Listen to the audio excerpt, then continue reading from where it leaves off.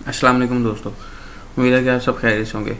दोस्तों, आज हम बात करेंगे उन लोगों के बारे में जिन लोगों ने लोन लिया हुआ है बैंकों से और प्राइम मिनिस्टर साहब ने अनाउंस किया है कि लोगों की किस्तें जो है वो माफ़ कर दी जाएं।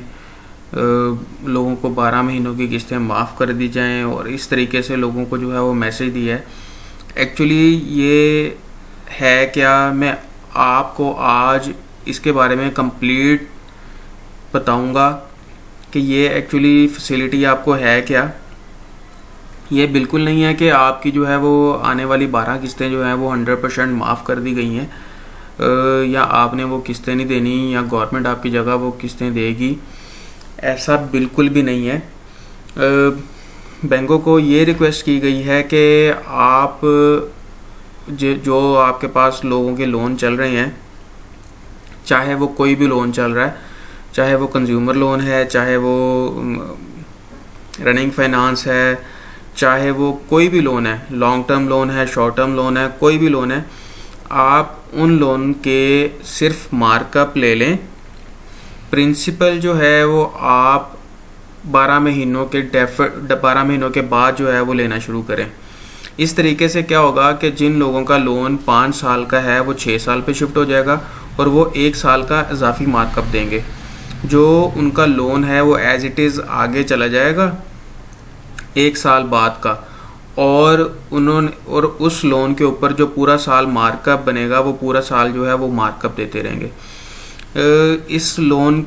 ये जो रिलीफ दिया गया है ये उन लोगों को रिलीफ इतना ज़्यादा नहीं है जिन लोगों ने गाड़ी की फैसिलिटी ली हुई है या जिन लोगों ने पर्सनल लोन लिया हुआ है, सैलरी लोन लिया हुआ है। उन लोगों को इस फैसिलिटी का फ़ायदा नहीं है। ये फैसिलिटी का फ़ायदा उन लोगों को है जिन्होंने रनिंग फाइनेंस लिए हुए हैं, जिन्होंने एग्रीकल्चर लोन लिया हुए हैं। उन लोगों को जो है वो क्या होता है कि एक ख़ास टेन्योर के बाद अपने जो है वो मार्कअप के साथ साथ उन्होंने अपना प्रिंसिपल भी अपना सबमिट करवाना होता है। तो उन लोगों को जो है अब सिर्फ और सिर्फ मार्कअप देना पड़ेगा, प्रिंसिपल देने की ज़रूरत नहीं है। तो मैंने ये जो है आपको मैंने ओवरऑल इसके बारे में बता दिया है। मैं ये आपको जो मैंने बताया है ये बिल्कुल ठीक बताया है या गलत बताया है, ये मैंने स्टेट बैंक का सामने जो है वो फ्रीक्वेंटली आस्क्ड क्वेश्चंस का परफॉर्मा जो है वो मैंने लगाया हुआ है और ये आपको स्टेट बैंक की वेबसाइट से भी आपको मिल जाएगा। ये देखें, इसके अंदर जो है मैं आपको इसका बता भी देता हूँ कि will each bank offer this relief package to their borrower. क्या सारे बैंक जो है वो अपने बॉर्वर्स को जो है तमाम बॉर्वर्स को ये पैकेज दे रहे हैं। ये इसके अंदर बताया हुआ है जी कि सारे जितने भी बैंक्स हैं, जितने भी कमर्शियल बैंक हैं, जितने भी जो माइक्रो फाइनेंस बैंक्स हैं, सब जो है वो ये रिलीफ दे सकते हैं।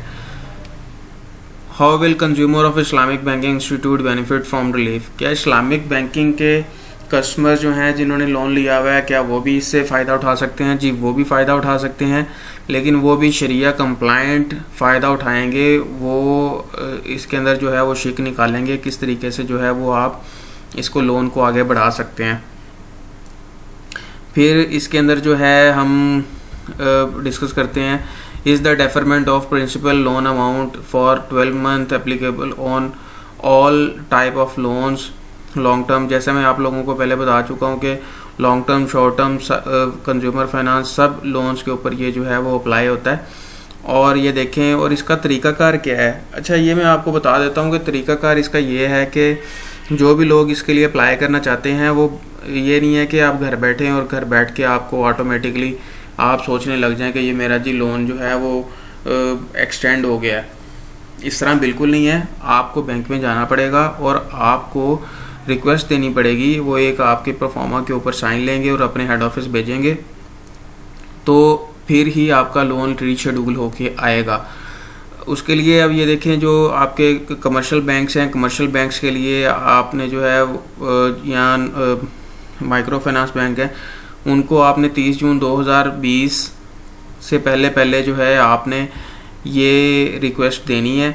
और कमर्शियल बैंक के लिए जो है वो ऐसे लोग रिक्वेस्ट दे सकते हैं जिनका लोन नॉन परफॉर्मिंग लोन नहीं है। यानी कि उन्होंने 31 दिसंबर 2019 तक वो रेगुलर चल रहे हैं। अगर वो 31 दिसंबर 2019 से पहले रेगुलर नहीं चल रहे या NPL में लोन है, वो इस फैसिलिटी का फ़ायदा नहीं उठा सकते।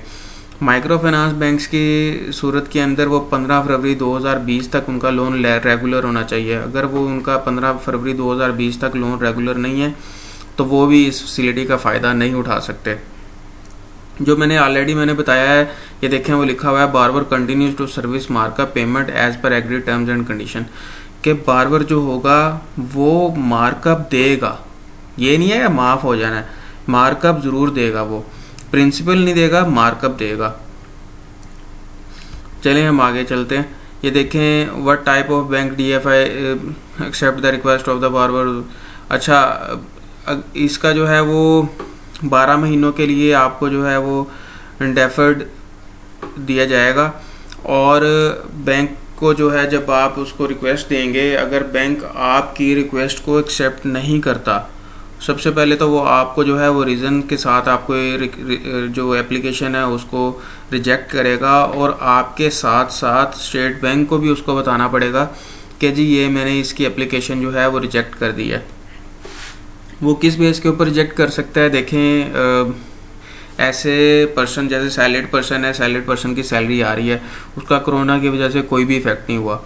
या अगर हम ज़िम्मेदार की बात करते हैं, ज़िम्मेदार की जो है फसल आई है और फसल उसकी चल भी रही है, यानी कि ऐसे बिजनेसेस जो कोरोना की वजह से इफ़ेक्ट नहीं हुए। अब किसी का मेडिकल स्टोर है, मेडिकल स्टोर तो जारी बात है कि वो चल रहे थे और उनकी इनकम बंद नहीं हुई, बल्कि उनकी कोरोना के अंदर उनकी इनकम ज़्यादा चलनी शुरू हो गई है, ज़्यादा आनी शुरू हो गई है। तो अगर मेडिकल स्टोर वाला इसके लिए अप्लाई करता है तो जारी बात है कि उसकी तो ये एप्लीकेशन नहीं होगी अप्रूव। उम्मीद है कि आपको ये मेरा जो है ये समझ लग गई होगी किन लोगों को जो है वो मिलेगा और किन लोगों को नहीं मिलेगा। अच्छा, अगर आप चाहते हैं कि मेरी ये जो रिक्वेस्ट है ये मैं 12 महीनों से ज़्यादा जो है मैं इसको लेना चाहता हूँ, तो वो आप 12 महीनों से ज़्यादा के लिए भी इंडिविजुअल आप अप्लाई कर सकते हैं अपने तौर पे। वो जो है बैंक आपको रीशेड्यूल कर सकता है, ठीक है। वो आप अपनी रिक्वेस्ट दे के आप बैंक को 12 महीनों से ज़्यादा का भी अगर आप रिलीफ लेना चाहते हैं तो आपको वो मिल जाएगा, लेकिन वो आपका रीशेड्यूलिंग होगी।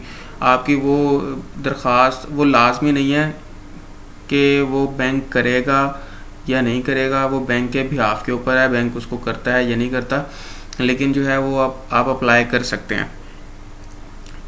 तो दोस्तों, ये मेरे वीडियो जो है आप लोगों के लिए, क्योंकि मेरे को बहुत से दोस्त जो है वो बैंक से रिकवरी डिपार्टमेंट से ताल्लुक़ रखते हैं, तो वो उन लोगों को जो है वो काफ़ी ज़्यादा प्रॉब्लम भी पेश आ रही थी और वो लोग अपना मैसेज भी देना चाह रहे थे। तो मैंने कहा कि चलें इसके ऊपर जो है वो लोगों का, ताकि नुकसान भी ना हो और लोगों कोई CI भी ख़राब ना हो, तो मैं उसके ऊपर जो है लोगों को मैसेज भी दे दूं, लोगों को पता भी चल जाए और उन लोगों के लिए भी थोड़ी सी हेल्प आउट हो जाए कि अगर तो आप कार लोन वगैरह लिया हुआ है आपने, मैं आपको समराइज़ कर देता हूँ, अगर तो आपने कार लोन लिया हुआ है, आपने पर्सनल लोन लिया हुआ है, सैलरी लोन लिया हुआ है, तो आपको इस रिलीफ का कोई ज़्यादा फ़ायदा नहीं है। हाँ, आप बिल्कुल ही ज़्यादा आपकी बुरे हालात हुए में आप उसको जो है वो नहीं कंटिन्यू कर सकते, तो आप इसको अप्लाई करके ये रिलीफ ले सकते हैं, ताकि कम से कम आपकी CI भी ख़राब ना हो। CI भी बचाने के लिए आप इसको कर सकते हैं। लेकिन अगर आप अपनी किस्तें दे सकते हैं और आप उसी तरीके से आपको कोई इफ़ेक्ट नहीं आया, कोई इम्पैक्ट नहीं आया, तो आपको रिलीफ के लिए अप्लाई नहीं करना चाहिए। बिला वजह आप मार्कअप भरेंगे, मैं आपको बिल्कुल सजेस्ट नहीं करूँगा कि आप बिला वजह मार्कअप भरें। उम्मीद है कि आप लोगों को मेरी ये वीडियो पसंद आई होगी। मैं इसी तरीके से आप लोगों के लिए पहले भी वीडियोस लेके आता रहा हूँ इन्फॉर्मेटिव, और आगे भी इंशाल्लाह लेके आता रहूँगा।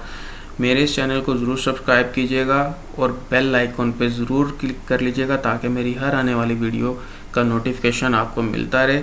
अपना बहुत ज़्यादा ख्याल रखिएगा। पाकिस्तान जिंदाबाद। अल्लाह हाफिज़।